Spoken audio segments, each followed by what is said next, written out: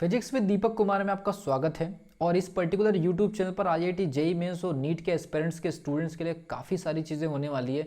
और मैंने कुछ टॉपिक्स के मॉड्यूल वीडियो अपलोड करना भी स्टार्ट कर दिया है। लेकिन आज इस पर्टिकुलर वीडियो में बात करने जा रहा हूँ नीट का जो 2021 का जो रिजल्ट आया है, उसमें कुछ स्टूडेंट ने 720 में 720 मार्क्स लेकर के आए हैं।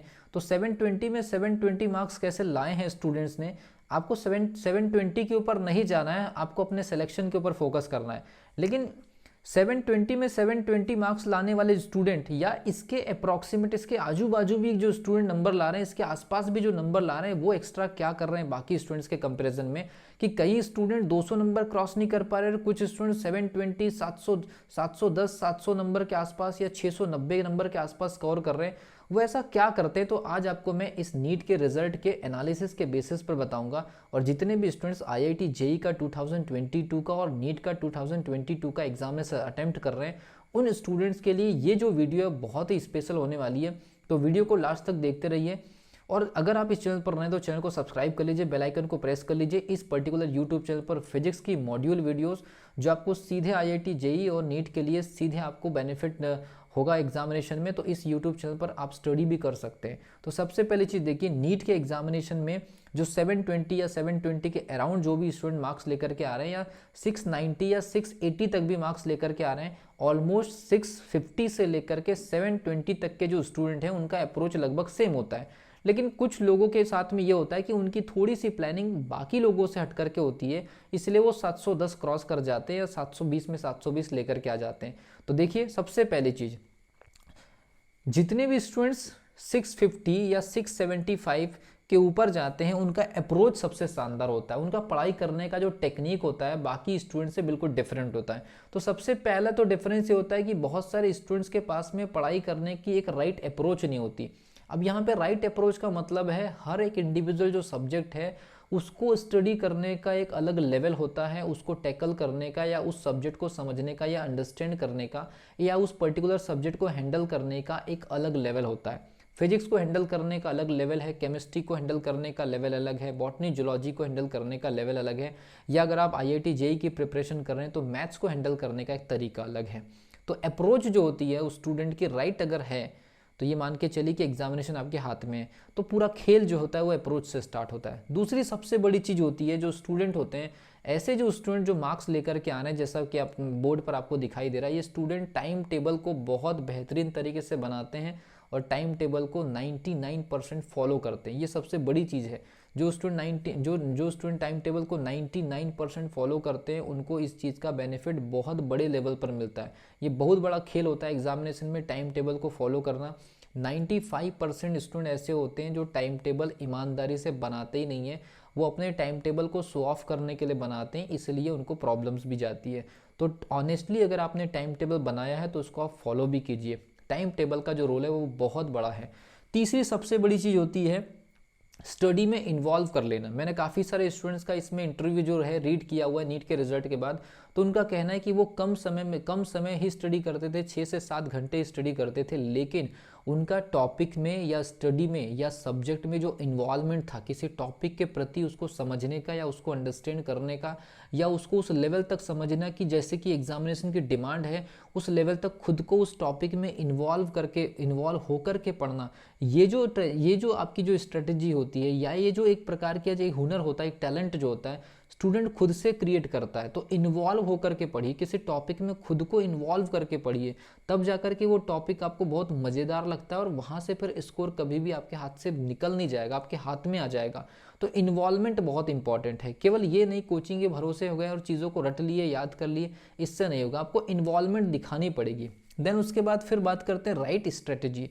राइट स्ट्रेटजी का मतलब ये होता है कि आप टाइम टेबल को फॉलो कर रहे हैं, आपकी अप्रोच बहुत अच्छी है, इन्वॉल्व होकर के पढ़ रहे हैं। राइट स्ट्रेटजी का मतलब ये होता है कि अगर मान लीजिए आपने प्लानिंग करके गए कि मुझे इतना स्कोर करना है इस पर्टिकुलर सब्जेक्ट में और मुझे इससे नीचे नहीं जाना है, तो एक स्ट्रेटजी, एक टास्क, एक टारगेट लेकर के चलते हैं। ये एक तरह से राइट स्ट्रेटजी होती है कि मुझे इतने टारगेट पे लेके चलना है, मेरी एक्यूरेसी इतनी होनी चाहिए, मेरे पास में एटलीस्ट नॉलेज का लेवल ये होना चाहिए या मेरी स्पीड इतनी होनी चाहिए।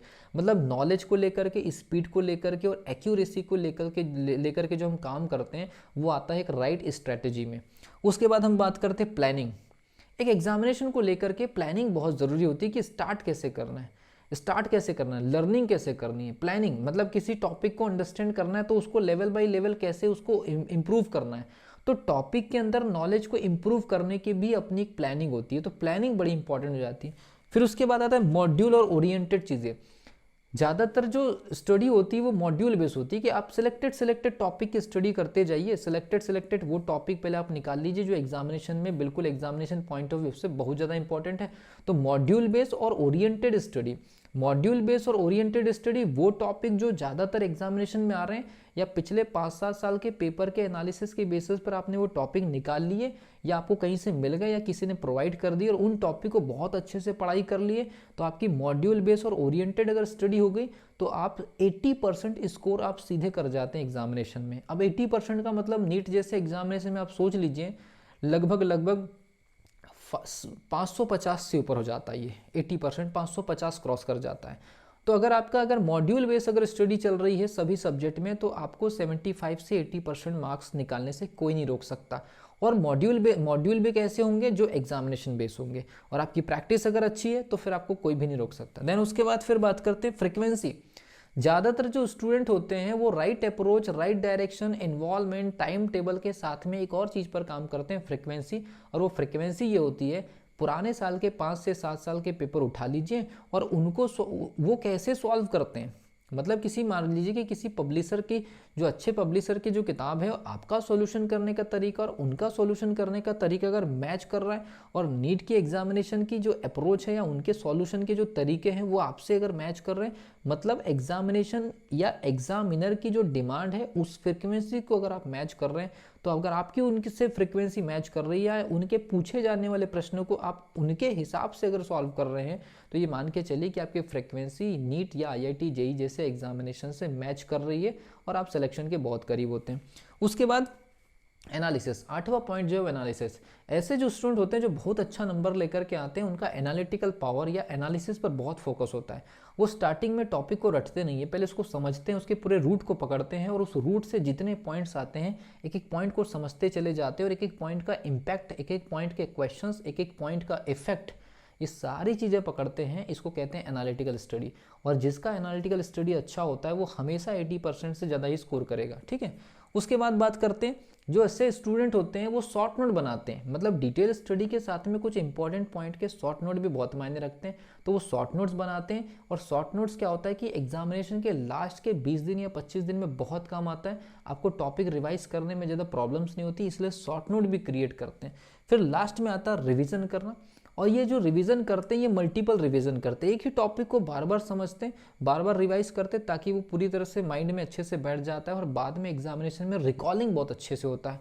और मल्टीपल टेस्ट लगाते हैं और टाइमर टेस्ट लगाते हैं और टेस्ट का स्कोर चेक करते हैं। स्कोर चेक करने के बाद सभी टेस्ट के स्कोर के आधार पर ये पता लगाते हैं कि ये स्कोर जंप कर रहा है, इसका ग्राफ कैसे जा रहा है। तो ये इतनी सारी चीज़ों पर टॉपर्स जो है वो काम करते हैं।